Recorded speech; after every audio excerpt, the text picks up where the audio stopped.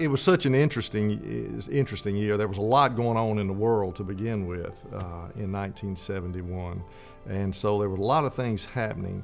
What I remember about the total integration was the fact that first day of school, there were a lot of people in the halls of Starkville High School. It didn't hit me at the time. It took some maturity to understand that for our friends that came over from Henderson High School, what a traumatic thing it was for them.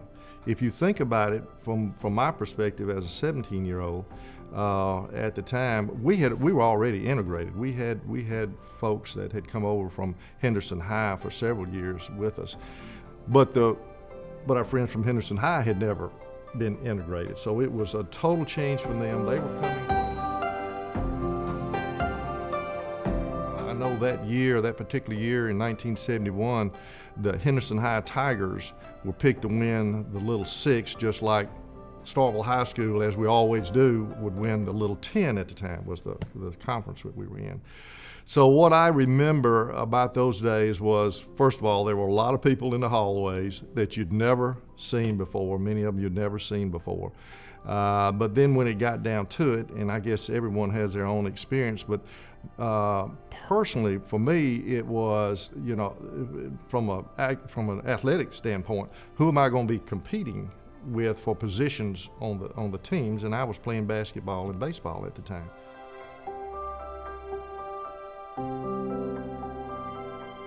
So the competition was heavy in the athletic arena there.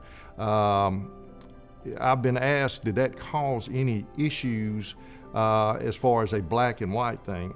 I don't remember it that way. I do remember some head-on collisions as far as competing for positions out there, which is, if you think about it, kind of normal, especially for boys at that age to compete in that. The administration at the time did a magnificent job in bringing it all together, making it as smooth as possible. And the coaches at that time were phenomenal. You had Coach Jim Craig, who was the athletic director and head coach at the time. You had Coach Ray Self, who came over with Henderson as an assistant football player, assistant football coach. And you had Coach Jim Davis, who was with the football team, and he was also my baseball coach at the time.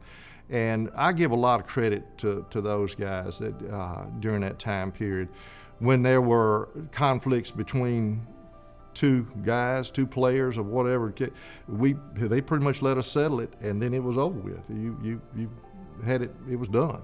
And so they applied a lot of discipline to all of us, and that I think that paid dividends for us. So at that point, it did hit me of how historic that our particular class was. Again, remember, we were 17-year-old kids, at the time, and we were the seniors. We were the leaders of the school.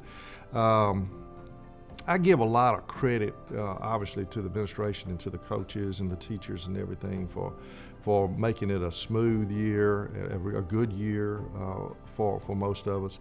But I give the football team a lot of credit in setting the tone for it, because if you think about it, their school year did not start in September, where we were starting. Their school year with integration and football started in the spring.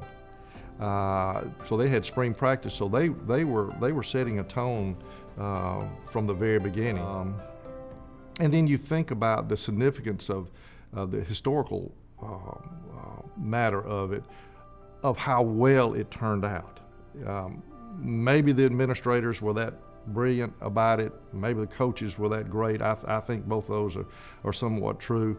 But I think the way it has turned out has just been special, because even though most of the players from Henderson and students from Henderson that came over, you don't have but a few months to get close to anybody. It's not like you're going to be in school with them like most of us had gone from kindergarten all the way through the public school system here.